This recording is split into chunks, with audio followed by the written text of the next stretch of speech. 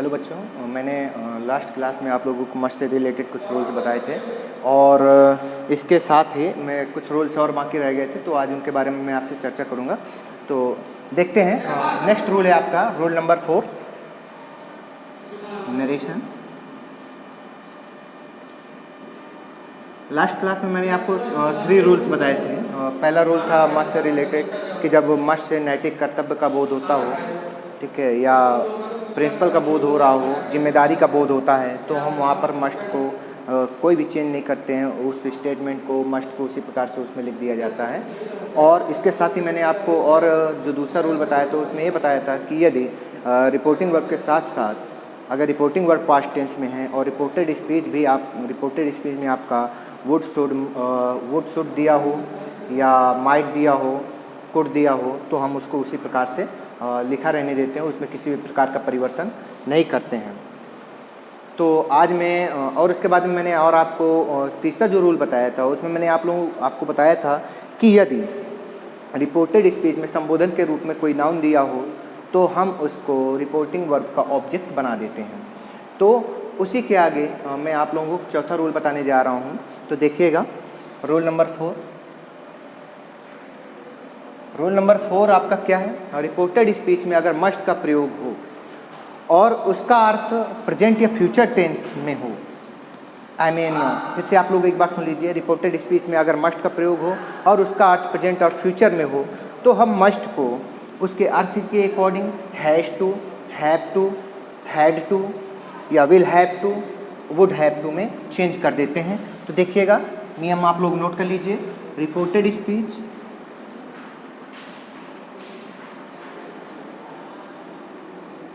में मस्ट का प्रयोग हो और वहां पर मस्ट का अर्थ तथा मस्ट का अर्थ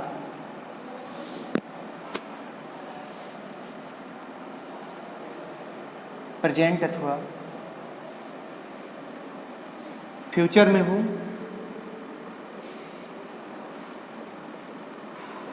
तो हम अर्थ के अनुसार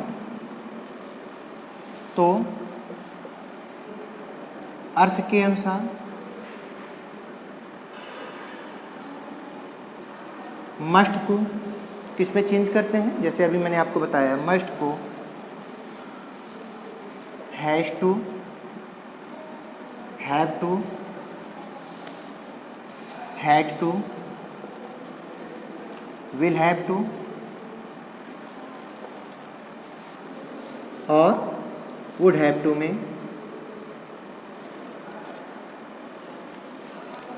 में चेंज कर देते हैं।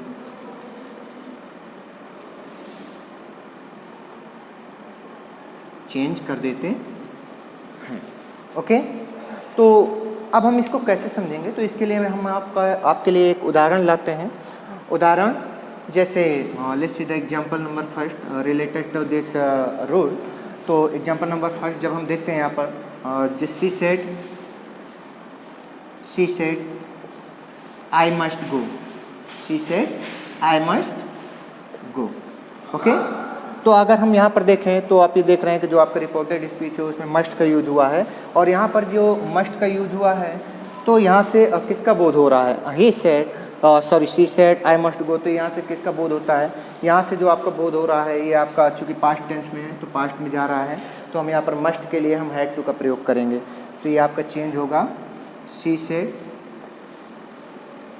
कॉमा इन्वर्टेड कॉमा को रिमूव करके लिंकिंग वर्ब डैट का प्रयोग करते हैं और जनरल रूल्स को फॉलो करते हैं। जनरल रूल्स कैसे? यहाँ पर जो आई है, आई किसके अकॉर्डिंग चेंज होता है? यहाँ पर रिपोर्टिंग वर्ब के सब्जेक्ट के अकॉर्डिंग। तो आई क्या है? यहाँ पर फर्स्ट पर्सन है, रिपोर्टिंग वर्ब का सब्जेक्ट आपका थर्ड पर्सन है, तो ये आई आपका थर्ड पर्सन हो जाएगा। तो यहाँ पर हो जाएगा आपका she had to go. Okay, और नेक्स्ट इसको और अच्छे से समझने के लिए एक एग्जाम्पल और लेते हैं। एग्जाम्पल नंबर 2 है, my beloved says to me, My beloved says to me, I must buy a car. I must buy a car. तो देख लीजिए सेम सेंटेंस है, बस डिफरेंट ये है कि जो आपका पहला सेंटेंस था वो इंट्रांजिटिव था, दूसरा जो सेंटेंस है उसमें रिपोर्टिंग वर्ब आपके ट्रांजिटिव है। तो हम यहाँ पर अगर ट्रांजिटिव है तो सेज टू को टेल्स में चेंज कर देते हैं। आपको और भी एक चीज़ देखने को मिलेगी कि यहाँ पर जो आपकी जो वर्ब यूज हुई है रिपोर्टिंग वर्ब में वो आपके प्रेजेंट टेंस में है। तो यहाँ से हमें जब हम इसका इंडायरेक्ट नरेशन चेंज करेंगे या इंडायरेक्ट नरेशन बनाते हैं तो यहाँ पर जो मस्ट है आपका वो हैव टू में चेंज होगा। ओके, तो यहाँ से हैव टू और हैज़ टू में, तो अभी ये क्या है, माई बिलव्ड सेज टू मी। तो अभी यहाँ पर ये रिपोर्टिंग वर्ब का जो सब्जेक्ट है वो क्या है, थर्ड पर्सन है। तो इसके अकॉर्डिंग हम रिपोर्टेड स्पीच का सब्जेक्ट चेंज करेंगे। तो अभी हम रिपोर्टिंग वर्ब को सेज टू में, रिपोर्टिंग वर्ब का जो आपका वर्ब है उसको पहले हम चेंज करते हैं। तो says to change into tells, तो ये हो जाएगा आपका माई बिलव्ड टेल्स मी,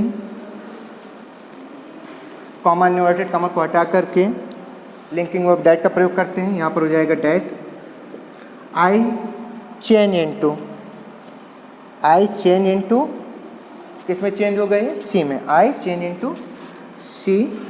चूँकि बिलव्ड मीन्स क्या होता है, प्रेमिका होता है, तो यहाँ पर आपका क्या हो जाएगा, ये सी में चेंज होगा। Must change into has to because she is third person and singular, तो हम यहाँ पर हैज़ टू का प्रयोग करेंगे। She has to buy a car. इस प्रकार से ये सेंटेंस आपके चेंज होते हैं। इसके बाद में जो इम्पोर्टेंट फैक्ट्स ऑफ एफर्टिव सेंटेंस है, तो उसी क्रम में आपका नेक्स्ट रूल है, रूल नंबर 5, उसको देख लीजिए। रूल नंबर 5 क्या है, कई बार सेंटेंस में जैसे ओ है, वेल है, यूसी है, इस तरह के कुछ वर्ड्स आ जाते हैं। तो हम उन वर्ड्स का क्या करते हैं, तो हम क्या करते हैं, इनडायरेक्ट नरेशन बनाते समय उन वर्ड्स को हटा देते हैं। उन वर्ड्स को हटाने के बाद में सेंटेंस का कोई भी अर्थ चेंज नहीं होता है। तो देखिएगा और नोट कर लीजिए रूल को। रूल है आपके, यदि रिपोर्टेड स्पीच में, यदि रिपोर्टेड स्पीच में ओ, वेल, यूसी, ओके आदि शब्दों का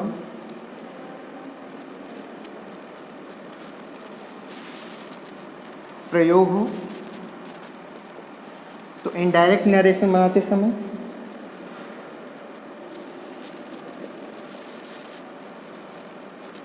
इनडायरेक्ट नरेशन बनाते समय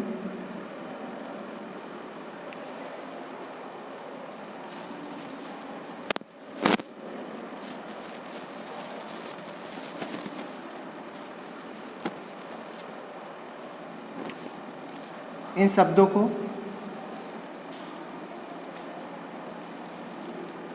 हटा देते हैं। जैसे मैंने अभी आपको बताया कि इन शब्दों को हटाने से इसके अर्थ में कोई भी परिवर्तन नहीं होता है। तो इसके लिए लेट्स सी द एग्जांपल, एक एग्जांपल लेते हैं। जैसे तो ही she said, she said, comma inverted comma, well Pankaj, well Pankaj, you have done this work, you have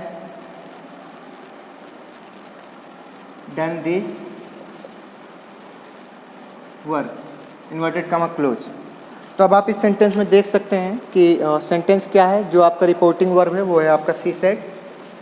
she said ये आपके इंट्रांजिटिव वर्ब है। इसके बाद कॉमा इन्वर्टेड कॉमा के अंदर जो आपका स्टेटमेंट दिया गया है उसमें आपका वेल पंकज यूज किया गया है, और उसके बाद में आपका स्टेटमेंट है you have done this work. यहाँ पर जो ये पंकज यूज हुआ है इस नरेशन में, इस स्टेटमेंट में, ये पंकज आपका संबोधन के रूप में आया है। तो हम क्या करते हैं, इस संबोधन को हम रिपोर्टिंग वर्ब का ऑब्जेक्ट बना देते हैं, और ये जो आपका वेल वर्ड आया है इसको हटा देते हैं। तो देखिएगा चेंज इनटू इनडायरेक्ट नरेशन, ये हो जाएगा आपका सी। अब जब हम ये पंकज संबोधन के रूप में आया, हम इसे रिपोर्टिंग वर्ब का ऑब्जेक्ट बनाते हैं, तो ये क्या हो जाएगा, सेट टू पंकज। तो सेट टू चेंज इनटू, मैंने आपको बताया था तो स्टेप में करने के लिए सेम प्रोसेस आपको करना है, मैं यहाँ पर डायरेक्ट कर रहा हूँ। तो यहाँ क्या हो जाएगा, ये रिपोर्टिंग वर्ब का ऑब्जेक्ट बनेगा। तो ये क्या हो जाएगा, she said to Pankaj, said to change into told, तो ये हो जाएगा सी टोल्ड पंकज और इसके बाद में जनरल रूल्स को फॉलो करते हैं, कॉमा इन्वर्टेड कॉमा को हटा देते हैं, लिंकिंग वर्ब दैट का प्रयोग करते हैं। इसके बाद जनरल रूल्स के अकॉर्डिंग ये आपका रिपोर्टेड स्पीच का जो सब्जेक्ट वो क्या है, सेकंड पर्सन है। सेकंड पर्सन रिपोर्टिंग वर्ब के ऑब्जेक्ट के अकॉर्डिंग चेंज होता है। तो रिपोर्टिंग वर्ब का ऑब्जेक्ट क्या है, यहाँ पर पंकज है, तो ये क्या हो जाएगा, ये ही में चेंज हो जाएगा, तो ये हो जाएगा she told Pankaj that he. ये हैव डन है, तो have done change into had, तो ये हो जाएगा आपका had done that verb. Okay, तो आज आपके लिए इतना ही सफिशिएंट है। कल मैं आपको इंट्रोगेटिव सेंटेंस बताऊंगा इसमें, और कोशिश करूंगा कि आपका इंपरेटिव सेंटेंस भी कल फिनिश हो जाए। Okay, thanks.